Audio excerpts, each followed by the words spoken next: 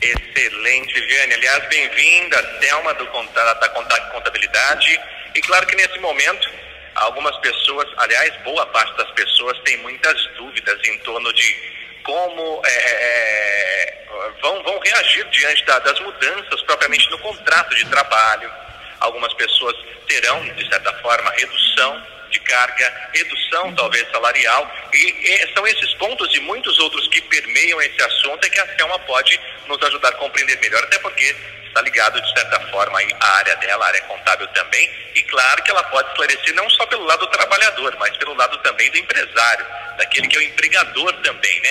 Bem-vinda mais uma vez, Viviane, bem-vinda, Thelma, fiquem à vontade. Boa tarde, Thelma. Boa tarde, tudo bem?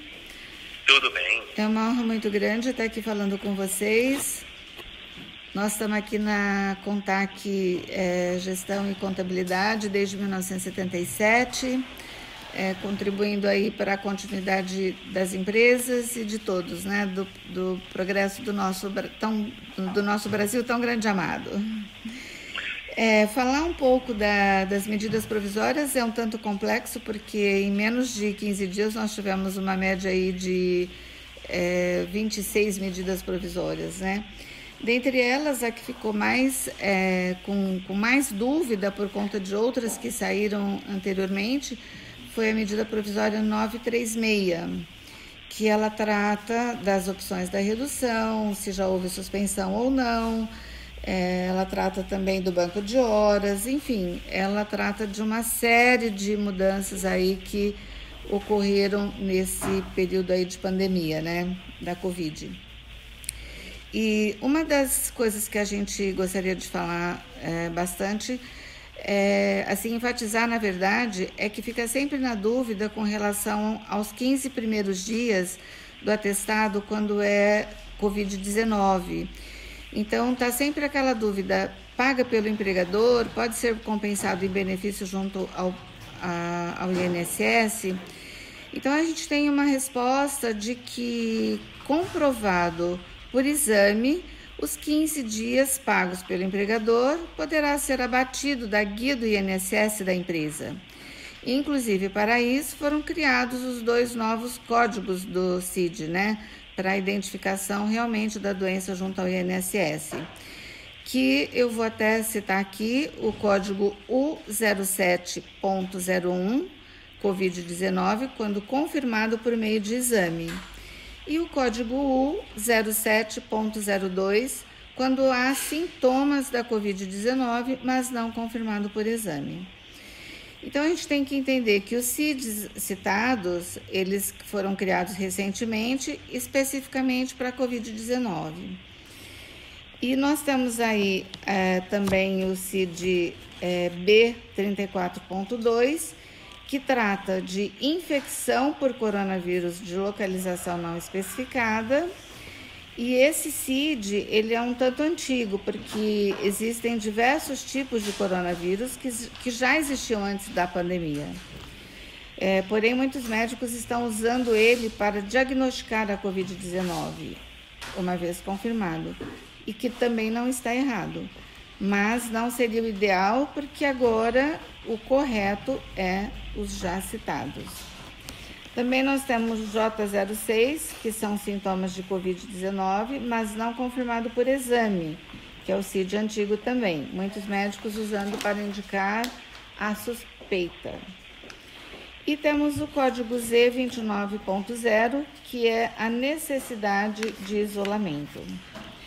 Então, pode-se notar que realmente é assim, uma dúvida que ocorre, mas que o empregador tem que atentar para esses detalhes, né? E também existe uma dúvida aí com relação às férias, quando forem concedidas por conta da Covid-19, se podem ser pagas 5 dias úteis do mês subsequente e sem o pagamento de 1/3 de férias. Então, a gente tem como informação jurídica de que não, né? Neste caso, o pagamento das férias deverá ser feito com 2 dias de antecedência no início do gozo, com o pagamento de 1/3 das férias também. E nós temos aí também bastante dúvida com relação ao auxílio emergencial, que para o pagamento do auxílio emergencial, As dúvidas são: se devemos informar a conta, se for corrente ou poupança de cada colaborador, mesmo transmitindo a informação correta, se o pagamento das mesmas não estão sendo depositados na conta informada e por quê? Então, aí nós temos como resposta, com essa dúvida, que o sistema do banco, ele cria automaticamente uma conta poupança. E com essa conta de investimento, com o valor do benefício emergencial, dentro da conta informada. Então, para que a pessoa sinta mais segurança, é melhor que ela dirija-se ao banco dela, né? E confira realmente, junto ao funcionário, ao gerente, o procedimento realmente da entidade bancária. Sabendo que, Luciano, essas informações é muito importante aqui com a Selma. E a gente está vivendo um momento muito difícil, né, Luciano? E a Selma acho que pode falar um pouco disso, da economia, inclusive das empresas em si. Eu acho que pegou meio que de surpresa todo mundo essa pandemia aí que nós estamos enfrentando, né, Selma? Não só na parte, né, da saúde, desse vírus, e existe a parte da economia junto, paralelo a isso, né? Sim, claro. Inclusive a suspensão do contrato de trabalho, né, o pagamento de férias, de colocar o funcionário de férias antecipada. Houve muitas demissões, até por conta da redução da movimentação normalmente comercial, né? O fator do isolamento, da abertura, do fechamento das empresas, isso também trouxe aí uma preocupação bastante grande para os empresários no sentido da continuidade do quadro da equipe ou não. Então, quer dizer, são situações assim que realmente não sabemos como será a reabertura pós essa pandemia, né? Mas a gente entende que economicamente as empresas estão com muita dificuldade, embora o governo tenha prorrogado os tributos, tenha jogado dinheiro para empréstimo de capital de giro, capital de folha de pagamento, mas nada disso vem a suprir o comércio que era antigamente. Sim, né? Não vai acontecer, com certeza, da mesma forma que era antigamente. Né? Que a gente já pode se dizer antigamente, porque é um novo mundo que a gente está vivendo. Né? Tem alguma pergunta aí, Luciano? Na verdade, Virginia, as pessoas ficam muito preocupadas em relação à questão, a Selma até expôs de forma bastante técnica. Se a gente puder deixar um pouco mais claro, a questão de redução salarial. O que é permitido de fato, Selma, se você pode dizer assim para os ouvintes da Porto FM e também da Rádio Primavera que nos acompanham neste momento. Alguns falavam numa redução de 30%, pode ser mais, pode ser menos, depende da realidade econômica da empresa no momento. Como que se trata essa questão? Como que é formatado isso, Selma? Olha, é uma resposta assim que requer muita particularidade, por dois motivos. Primeiro, porque a gente tem que conhecer realmente a situação econômico-financeira da empresa. A gente tem que conhecer a equipe que realmente desempenha essa função e como, se ela tem jornada de hora extra, se ela não tem. Enfim, a redução ela teve várias formas de serem feitas e algumas empresas não acolheram, inclusive, o percentual da redução. Algumas empresas, inclusive, reduziram só em 20%. Então, é uma particularidade, assim, muito, eu diria assim, é personalíssimo isso.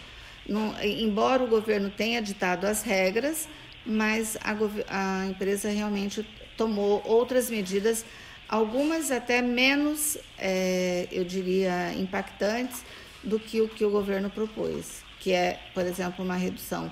Ele propôs no mínimo de 25% e a empresa reduziu, então, somente 20%, não 25%, né?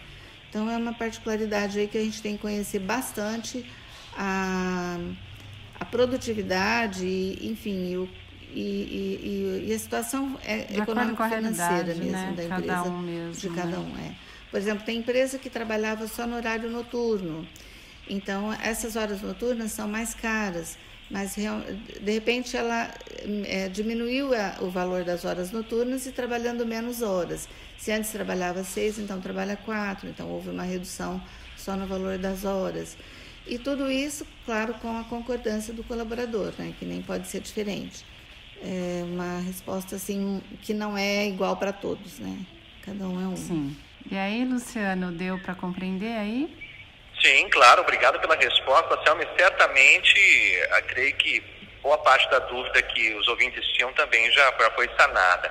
Agora, Selma, você como é muito atuante, já muito tradicional no setor contábil, como que você percebeu a reação e as iniciativas da pequena, da média e da grande empresa? Eu creio que você, na sua carteira de atendimento, você tenha esses potes, essas classificações de empresas.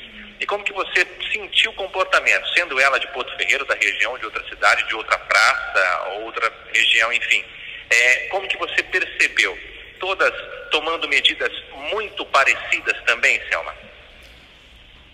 Olha, também é uma particularidade aí, até porque a empresa MEI, ela só pode ter um funcionário, então, a princípio, diante da preocupação e do momento em que a gente estava, assim, iniciou vivendo sem saber o que fazer e como fazer, muitas delas não fez a demissão do funcionário, mas uma grande parte também, a primeira decisão foi demitir a pessoa. E as micro e pequenas empresas, elas tiveram os contratos suspensos, né, temporariamente, aproveitando a orientação do próprio governo, para depois ver como é que fica. Mas eu confesso a você que foi assim surpreendente em razão da insegurança que criou para todos, né? E como fazer para voltar. Então, assim, acolher a medida do governo diante de uma situação tão pequena e uma decisão para as empresas pequenas, média e grande, eu vou te falar que é bem difícil, porque são medidas assim drásticas que para o grande, às vezes ele sente na proporção, mas o pequeno ele sente muito mais, porque ele não tem reservas, ele trabalha praticamente autonomamente, né? São trabalhos focados, muitas vezes até na própria residência. Enfim, então realmente assim foi, olha, sinceramente, acho que usando a palavra certa, foi um choque. Todo mundo ficou meio que assim, olha, o que eu faço? Né? Como eu faço, aí foi se adequando. Agora, o que eu faço é complicado.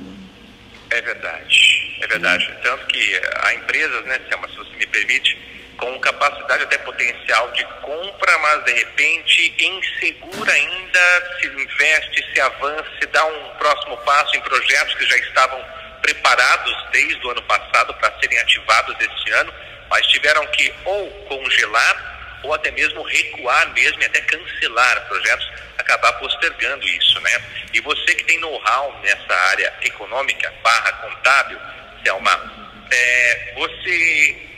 como que você vê e como você acredita que essa resposta, essa reação da pequena, da média ou da grande empresa pode levar quanto tempo, Selma? E outra coisa, junto a essa pergunta, você tem orientado os seus clientes nesse sentido também? Dizer o tempo é imprevisível, né? Porque só o tempo realmente dirá como fazer tudo isso.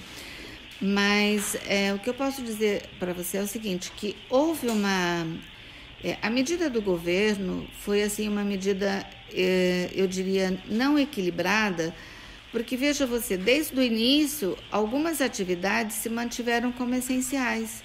Então, por exemplo, a construção civil não parou, né? Então, a empresa se manteve, as empresas se mantiveram em pleno funcionamento, com rigor, claro, né, do que a pandemia exige, mas ela se manteve aberta o tempo todo, ela não fechou, ela dificilmente, assim, ela teve redução de jornada, mas não teve suspensão do contrato de trabalho. Então, é muito, como eu diria para você, é muito difícil, assim, dizer como você orientar e o que orientar é realmente conhecendo muito a necessidade de cada empresário, né? De cada atividade, de cada particularidade da empresa. É muito complicado. Então, você, assim, para dizer como você orienta, olha, a gente pega todas as medidas que o governo permite e coloca para o cliente. Dentro da administração, da adequação dele, do formato de negócio dele, ele vai verificar o que realmente vai se enquadrar, né? Então, a gente praticamente assim joga as probabilidades e normalmente a decisão é dele mesmo. Olha, não, então o melhor é esse, o melhor é aquele. E eu diria para você que a parte de construção, embora ela tenha assim reduzido, mas quem investe em construção civil continua investindo, não parou. Essa você falou assim, você tocou de atividade, né, Selma? Não sei se a Viviane percebeu também que alguns segmentos, né, Viviane, continuaram ativos, né? E quais foram os que mais se destacaram? Você citou um deles aí. Tem mais algum setor que permaneceu em movimento, aquecido, ou até mesmo durante a pandemia, durante esse período de quarentena que tivemos, aqueceu-se mais ainda? Olha, no momento eu diria que não houve assim um aquecimento, mas eu assim, dentro da minha visão de um todo, eu acho que assim, o que mais vai crescer são móveis personalizados para as pessoas que vão trabalhar em casa, né? Principalmente o setor de home office, que realmente já é o futuro, não é nem vai ser o futuro, é o futuro. Então eu acredito assim que essa atividade de empresas assim que que tem como atividade móveis para escritório, fazer uma cadeira mais confortável, fazer uma mesa mais confortável, eu acredito que isso realmente vai crescer bastante, porque a tendência agora não, já era um futurista isso, agora mais do que nunca é realidade. Você trabalhar home office, então a pessoa vai querer um conforto melhor dentro da casa, uma luminosidade melhor, uma cadeira melhor. Então, isso eu acho que é a tendência para assim, mais imediatista, talvez, né? Esse setor eu entendo que vai mexer bastante. Selma, você percebeu isso também? O setor supermercadista, as pessoas ávidas, impulsivas por comprar, para estocar, para ter alimento em casa. Você percebeu que isso também, essa área também teve um leve crescimento, uma leve movimentação em função das pessoas enxergarem como absoluta necessidade também? Olha, eu acho que o consumismo, eu imagino que deva ter dado eu não diria um basta, mas assim, as pessoas eu acho que hoje compram com mais equilíbrio, né? Até porque não tem onde você ir, então não tem mais como você apresentar, fala assim, vou usar uma bota nova, vou usar uma bolsa nova, vou usar um casaco novo, não tem porquê, né? Porque não tem onde você ir. Então eu tenho a impressão que esse supérfluo realmente assim vai diminuir bastante. Porém, os artigos, eu acho que assim, de decoração para classe média alta, eu acho que isso também vai pegar bastante, como jardinagem, que é coisa assim mais que não era tão falada, né? Então, aliás, essa é uma atividade que bombou, eu diria para você. Aqui nós temos uma cliente bastante grande aqui aqui próximo, né, da nossa cidade de Porto Ferreira, que ela realmente assim vendeu terra como nunca vendeu. Por quê? Porque as pessoas dentro de casa começaram a fazer jardins, cuidar de planta, ficar assim num trabalho mais light, mais interno, mais né? interno, assim, dentro de uma terapia mesmo, né, para fazer a terapia. Então, essa atividade teve um crescimento nessa crise, até mesmo respondendo o que você me perguntou lá anteriormente, que eu não tinha lembrado disso, né? Mas ela realmente, assim, vendeu coisa que ela nunca tinha vendido durante outras épocas, né? Sim. Então, são coisas, assim, que eu acredito que vão... as pessoas vão mudar o consumo, né? O que realmente eles vão consumir. O que é importante consumir, né? Agora, assim, armazenar coisas em casa, esses excessos, eu acho que foi mais no início por conta do medo de faltar alimento, né? Mas o supérfluo mesmo não, né? Como o carro, por exemplo, também você teve uma queda muito grande na atividade de venda de veículos, porque ninguém mais tem, assim, interesse. Por que eu vou esnobar um carro novo, né? Então, são, assim, atividades que eu acho que, sei lá, a tendência eu acho cada vez menos, ou então para a classe média alta, aí sim esse consumo talvez continue bastante, né? Mas acho que não vai ser o foco da população de maneira geral. Vamos falar assim, desse novo consumismo que virá aí por aí, né? Eu penso, é uma visão apenas, né? É aquele pensamento, né, Selma e Viviane? Eu vou comprar um produto porque eu preciso dele, é um artigo de necessidade, ou eu vou comprar um produto porque eu vou me sentir bem numa classificação de status com ele, que é o caso da indústria automotiva, né? Então, não se vende justamente por isso. As pessoas, até porque não podem mais viajar até o momento, ainda está muito controlado esse setor, não podem se deslocar tanto, mas tem a questão também, como você bem disse, Selma, do status, né? Enfim, se eu não vou comprar para quê? Vou comprar para deixar na garagem?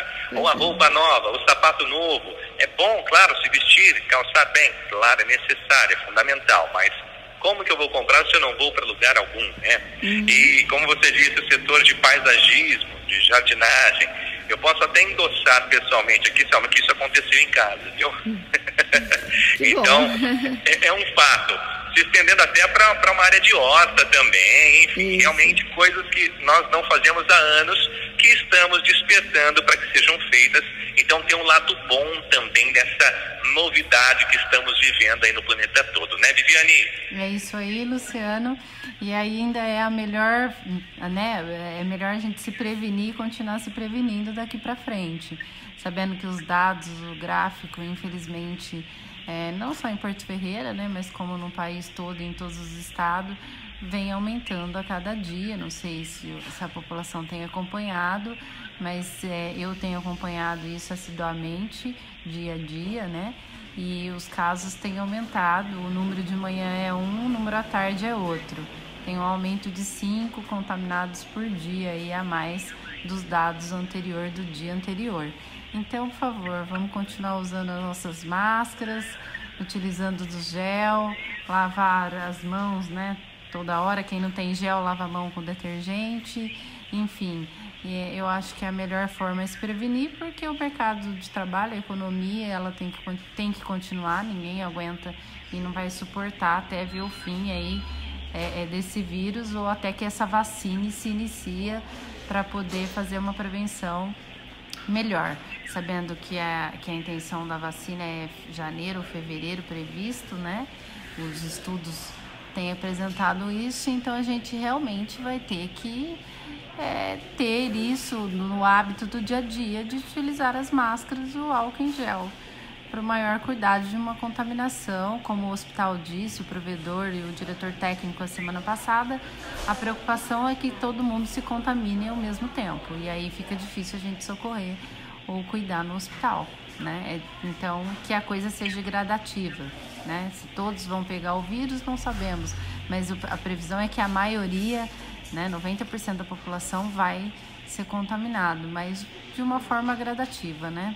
E vamos pedir a Deus e muita fé para que a gente possa viver no meio de tudo isso. É isso aí, Viviane. Obrigado mais uma vez por estar com a gente aqui em mais uma edição do Falando com Você, pelas ondas da Rádio Primavera, da Porto FM também, por estar recebendo e trazendo um assunto tão importante, que é mais ligado à área econômica também, tratando aí da questão do empregado, do empregador, das pequenas, médias, grandes empresas, falando um pouquinho da MP também, a medida provisória aí 936. Muitíssimo obrigado a Maria Anselma Croscrato também, representando aí, proprietária inclusive também da Contact Contabilidade. Obrigado pela presença, mesmo que participando por telefone, mas esclarecendo muitas dúvidas, e com certeza até a próxima edição, tá bom, Viviane? Obrigada, Luciano, obrigada, Selma, obrigada a todos os ouvintes, e gostaria que a Selma finalizasse e deixasse o seu abraço à nossa população querida de Porto Ferreira. Com certeza.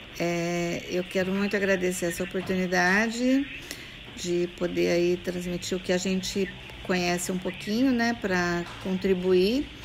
E também gostaria de finalizar dizendo que nós temos que ser, assim, pessoas mais obedientes, né, seguir melhor as regras, ter, assim, a consciência realmente de que nós temos que respeitar o outro, não só nós.